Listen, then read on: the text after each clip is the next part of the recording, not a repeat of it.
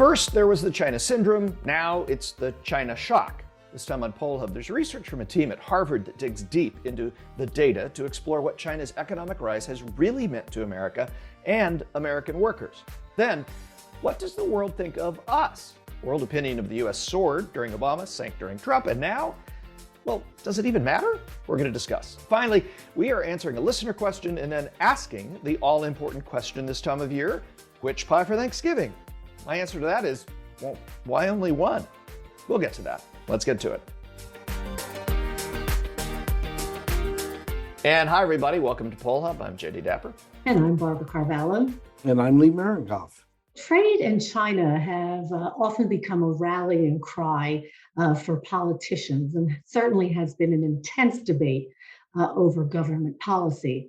But what can the data actually tell us about all of this? Well, today we are very lucky to welcome Dr. Gordon Hanson. He is the Peter Wertheim Professor in Urban Policy at the Harvard Kennedy School, and he's also a research associate at the National Bureau of Economic Research. And most importantly, he is one of the co-authors of the study we are looking at today called On the Persistence of the China Shock, Part 2 of the China Shock. Welcome, Gordon. Thanks so much for joining us today. Good to be with you, Barbara. So to start off for our listeners, tell us what is the China shock? We've lived through the second big round of globalization the world has seen in the last 120, 130 years. That really took off in 1990 with the fall of communism, economic reform in many emerging economies that brought into the global trading system a set of countries that hadn't participated very much really since the turn of the last century. Many of those countries were small, most were poor, and so their kind of gradual inclusion weren't major shocks to the system. China was a big exception. Yeah. China opened its economy really rapidly, but something I don't think we fully anticipated at the time. China's specialization was really narrow. For such a big country, it was good at kind of one set of things, and that's labor-intensive products and manufacturing, like shoes and apparel and furniture and consumer products and simple electronics and so forth. So what that meant is that China joining the world trading system and importing and exporting with lots of other places meant this massive increase in the supply of the stuff it produced, putting downward pressure and on goods, on prices of goods in those industries, driving many factories out of business. But then also a massive increase in demand for the raw materials that China needed to make all of that stuff. So that meant boom times in some places, and that meant busts in other places. What was the magnitude of that boom, where China kind of was in terms of exports at the beginning of this, and then where they were in the height of the shock? So if you go back and look at where China was, say around 1990, and this was kind of right around the time that China was about to take its reform process that had been undergoing since the death of Mao Zedong in the 1970s. It kickstarted reform into the foreign domain, allowing more foreign trade, more foreign investment in the country. And at the moment it kind of set all that off, it only accounted for about 2% of global exports of manufacturing goods. By the time you get to 2007, 2008, China is over 18% of world exports. We've never seen anything like that. And so its emergence was big, impressive, and rapid. Yeah, can you explain, we lived through that period, many of us.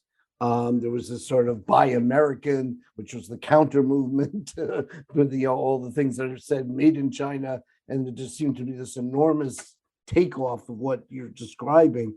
Can you explain why this occurred? And was there anything we could have done to, derail it or slow it down? Or was this just the inevitable process of the way the world economy works? I'm a trade economist, and I'm kind of, I believe that trade is a good thing for the world as a whole. You increase economic opportunity for people in lots of poor countries. China being able to export all those manufactured goods helped lift a couple 100 million people out of poverty. It was a transformative experience for the country. And so there's nothing wrong about that. The problem was we didn't have policies in place that allowed us to deal with such rapid transitions. In the past, those transitions had happened more slowly over multiple decades and not over, basically a 12-year period. Okay. The error here, I don't think, was on the trade policy side. We wanted China to join the global community of trading nations, and we'd like them to be a more fuller member of that community. But we didn't have labor and social policies in place that would help workers adjust to the massive job loss that followed. I want to ask you about two things. One is just the nature of the research. You kind of did a first set of research from 1990 to 2007, I believe, and then kind of added on into up to 2013. But then you've done kind of a second set of research, or a second part of research that takes us from 2013 to today. Have things changed? I mean, has China matured, and this second part is kind of the maturation that you're looking at? The concept of China is this kind of never-ending dynamo, gobbling up market shares in every market that it enters. And the data don't really bear that out. The China shock, China's massive export boom, is something that occurred basically over the period of a decade, a dozen years, 15 years, depending on exactly how you want to date its beginning and end. Around 2010, that spectacular growth that China had been experiencing for the past 12, 15 years really slows down. Some of that slowdown was inevitable. China was enjoying a one-time boom associated with transitioning from being a massively inefficient economy under Maoist central planning to now being kind of a more normal market economy. And that yielded this huge productivity dividend that manifested itself in that economic growth. But the other thing that happened was, starting even before Xi Jinping came to power in 2012, was that President Hu Jintao had begun to roll back some of those reforms, redirecting resources towards big state-owned companies, which gobble up most of the bank credit coming out of China's major banks, which are also all state-owned.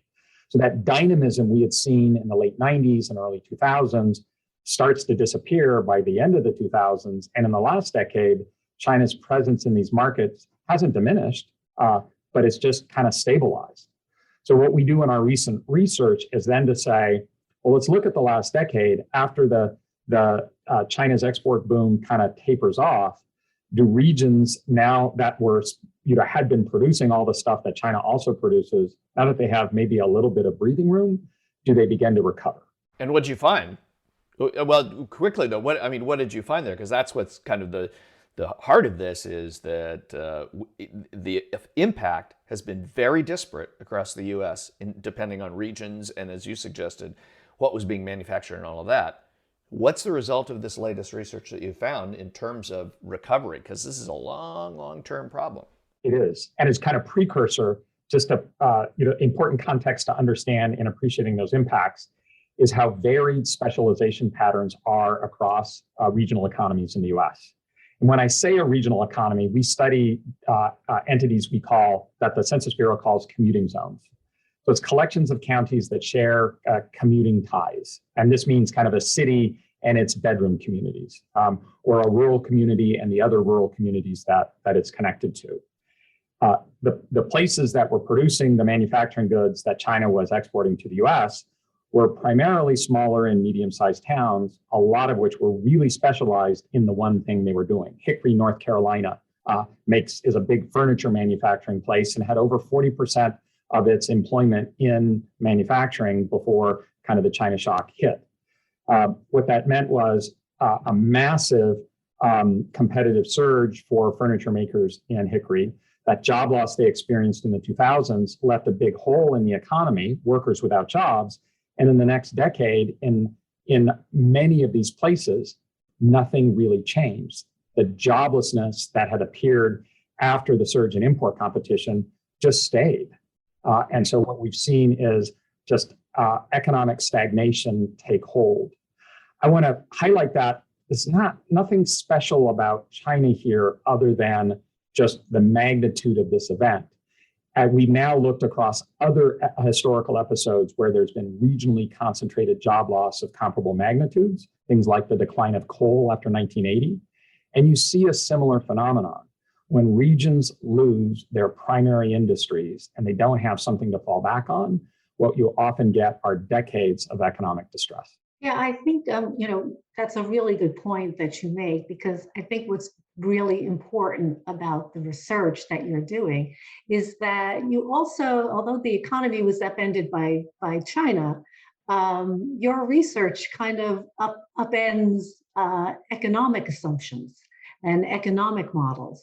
Tell us just a little bit about some of the observations and the conclusions that your data shows in these communities. You talk about the long-term impact, but there are some assumptions that economists have made over time about how people adjust to those changes that didn't necessarily play out.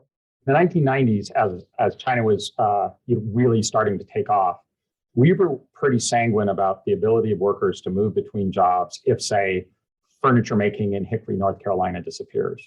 We thought US labor market is the most dynamic and flexible in the world, and we can accommodate a few million jobs that are going to disappear. What we didn't anticipate was how few workers would leave these places.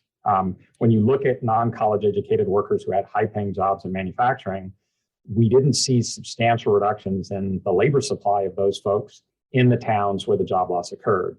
And that finding, it's not unique to our study, but what we had around the time of our work and a little bit preceding our work, coming to terms with that lack of mobility. And so economic policy needs to start with the presumption that people aren't going to move when bad things happen. In your research, you have this very informative graphic, which sort of you can hover over and see the most affected areas and the least effective areas, which we will provide a link to, I'm sure, in our show notes. But what I was surprised about was, in terms of the most affected industries, you've mentioned the furniture industry, and that was at the top of the list.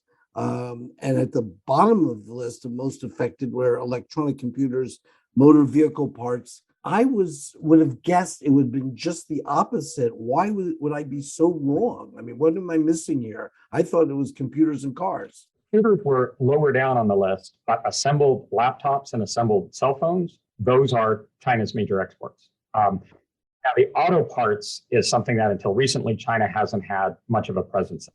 Okay. So, and there's many other parts of manufacturing, machine tools, and more sophisticated machinery, which until very recently, China's been a major importer of, but not an exporter. Okay.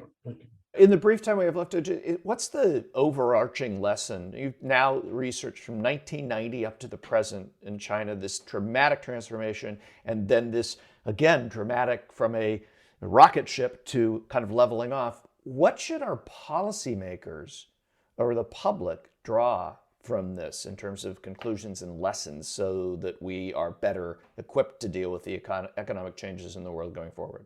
I think there are two big policy lessons. One is that we want to treat job loss in places where there are these mass layoffs quickly and strenuously.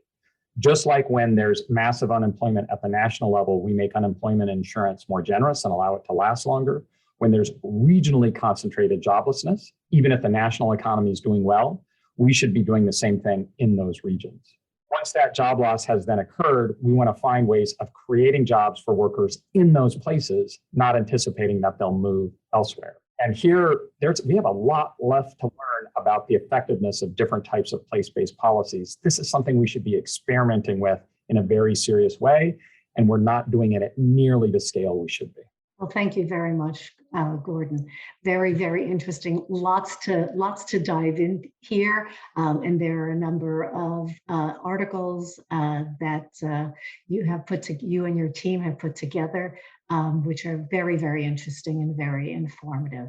Thanks for joining us today. Pleasure. Great to be with you all. So we've been talking about China, but the rest of the world has an opinion of the United States outside of China, and we have opinions about the rest of the world. And there was a lot of talk, I think, when Barack Obama was president, about how the standing of America in the world kind of came up. People around the world thought highly of the U.S., dropped during Trump, and then there's a lot of research now about whether it's back. Before we get into this, though, why does it matter what the world thinks of us? Either of you. I would say it matters a whole bunch, not the least of which has to do with trade and relationships. But America touts itself as a bastion of democracy, and we are an interconnected planet. And we would like to think that we can set a role model and be seen as a force for good in the world. And this survey directs our attention to whether we are coming up short on that. So I would say that matters. Well, also, I think given our, previous discussion, it's all about globalization right now. I mean, we cannot function as a country, as a society in isolation. It's very important that we not only go beyond our boundaries of our two oceans and have good relationships at our borders, both north and south. It's a global economy. It's a global society.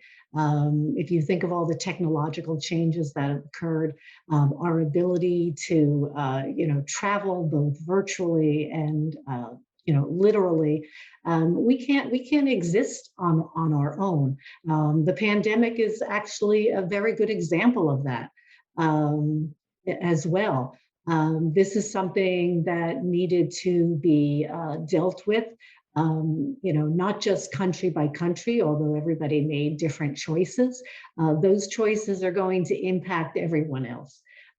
So it's very, very important, not only, how we look at ourselves, but also how other countries view us. And you mentioned, Jay, this kind of roller coaster we've been on, this, kind of dependent upon the leadership in Washington. And it can be, a very enticing kind of political position to say that, we're Americans, we're exceptional, we can do everything, on our own. But that's not realistic, and that's not how the country is going to move forward in this century. So Pew did this study, and they looked at public opinion in 17 advanced economies about the U.S. And I'm just going to drop one. There's a lot of things they looked at. Most people believe the U.S. is no longer a good model of democracy, is one of the headlines. And when you look from Canada at the top, this is the opinion of us, down to New Zealand at the bottom, the 16 countries, 16 of the 17 median here is 17% of the people think that we're still a good example. 57% think we used to be a good example, not so much. And 23%, 1 in 4 people around the world think U.S. democracy, no.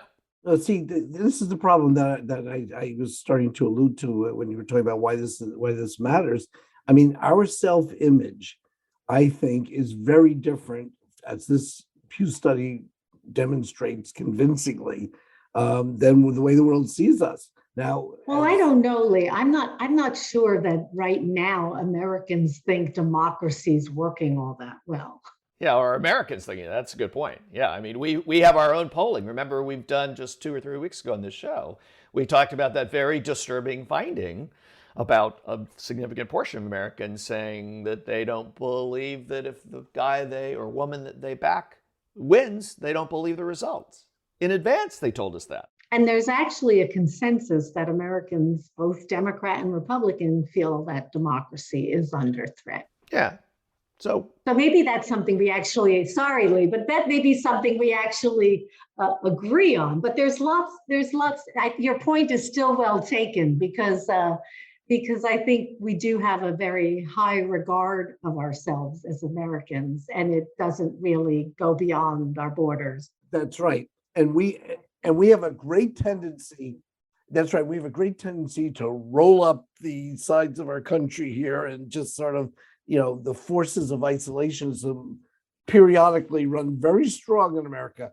But in part, we still believe that we're sort of like a really, rock-ribbed country and things are going well at a basic level.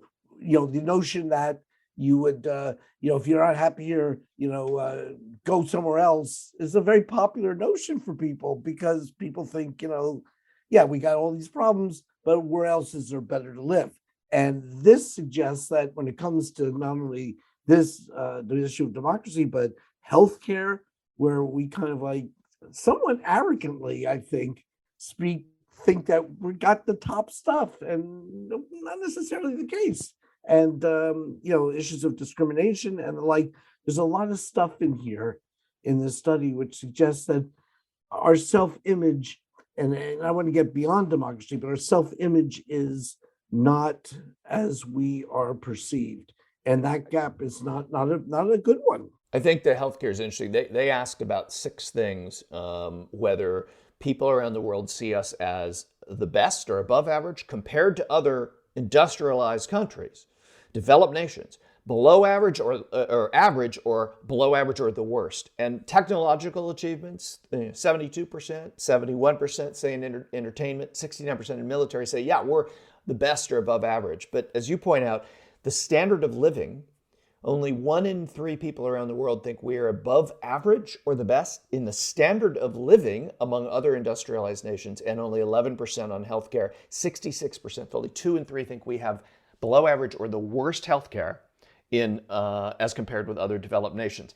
That is, I think your point is well taken. That is in a complete disconnect from what we think ourselves.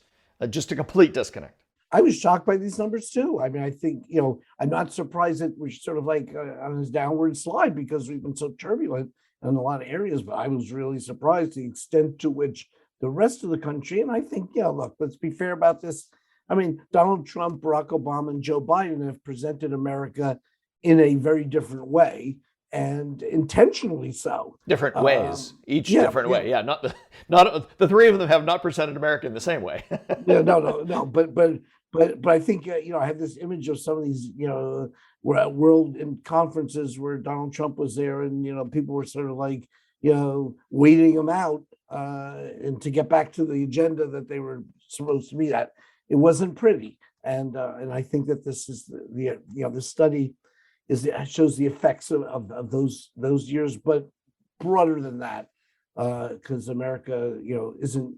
Donald Trump's not responsible for every negative view that we have in the world.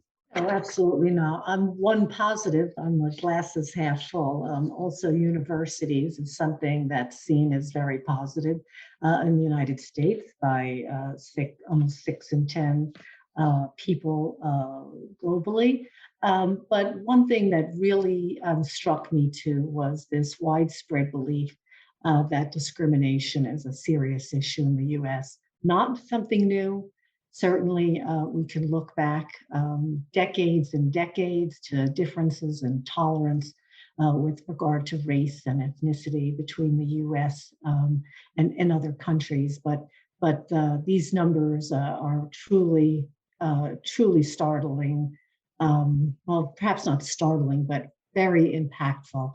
Where you see, nearly at least 6 in 10, almost 7 in 10 in other places, describing the United States as having a very serious problem with discrimination in the U.S.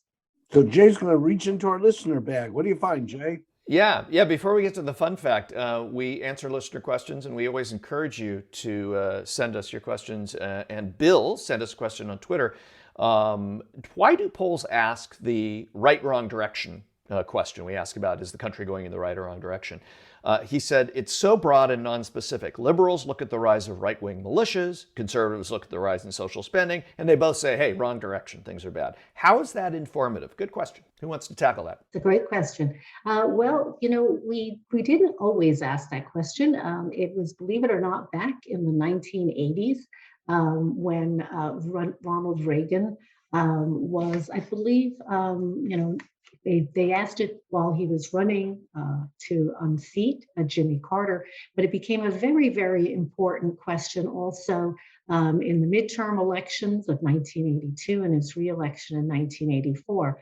And what we found, it was a question that was really devised by Richard Worthland, who was Reagan's pollster, that gave you just an overall sense of how Americans felt about the country. And for them, it didn't really matter why they felt it wasn't going in the right direction. But if you were an incumbent, you better pay really close attention if that number, that wrong direction number, crossed the midfield stripe of more than 50%, because that meant that you were likely in a very precarious position to being reelected, simply because people were dissatisfied and really looking for a change. And as we've seen many times, we've now seen many change elections, particularly over the last couple of decades. But we continue to ask that.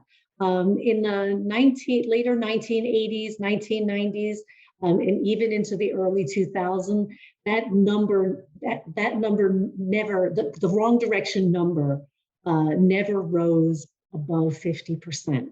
Now it would be unusual if we see that. But the Bill's point here, and the questioner is well taken. Very often, different people may see the country as going in the right direction or the wrong direction. So for right now, you have a Democratic president. People are more likely to think it's headed in the right direction, whereas when Donald Trump was president, if they're Democrats, right, or lean independents who lean Democratic, right. So there is a partisan influence on the response to the question, but the overall measurement is important because it's sort of like, think of it as a measurement of how grumpy Americans are. And if people are grumpy, they're going to look for some kind of change. And we've been grumpy for quite some time now, and that's why we've had all these change elections. But it's a very good question. Yeah, and if you see, you see the Democrats very worried about the midterm elections. It's not just because they had some startling outcomes in the last off-year elections, but also because the president's approval rating is not above water, and this question is really underwater. Hey, that makes me hungry. Talking about all that water.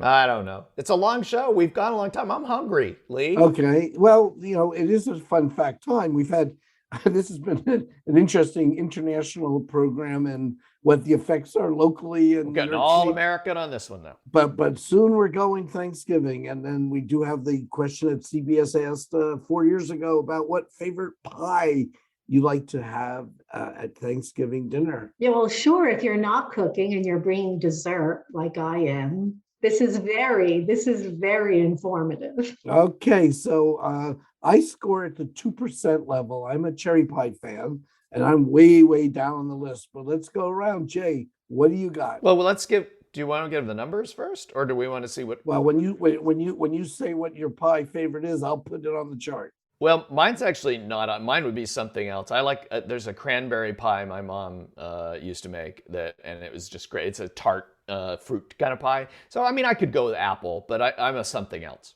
Oh, well, okay. So something else gets 10%. Apple gets 18%. Apple was the second most popular. Right. I'm also remembering. Remember, David Letterman used to do this with his mom. He'd always guess the pies. That's a sidebar. Barb, what do you got on the table? I actually really love pecan pie, the really kind of, crunchy, sweet, tasty crust pecan pie. Okay. And I always think of the holidays as that time. Survey says pecan pie, 13%. You're in third place. We still haven't hit the winner. Ashley Marcinek, our producer, what do we got? You're going to get the winner, aren't you? Yeah, I have to say, classic pumpkin pie with a little bit of whipped cream, sometimes a little bit of vanilla ice cream nearby. That is the dream. Survey says pumpkin pie, 36%. Number one answer. Marcello from Hawaii, what do you got? Well, I used to be pumpkin pie, but now I might have to try like an ube or whatever the Hawaiian substitute is out here. So maybe an ube pie.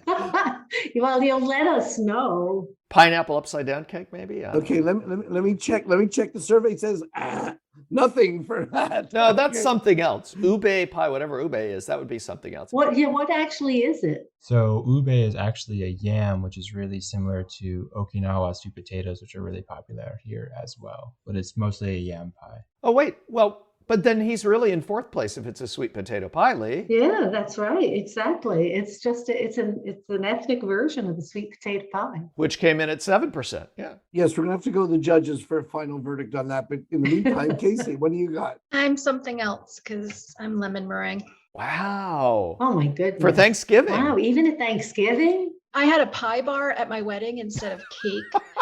So we're never having a shortage of pies. That's awesome. That's awesome. And I'm in that rare moment of being speechless after that. Thank you, Casey. I think everybody's very happy to have made me speechless on that. But anyway, that brings us to that close of the program.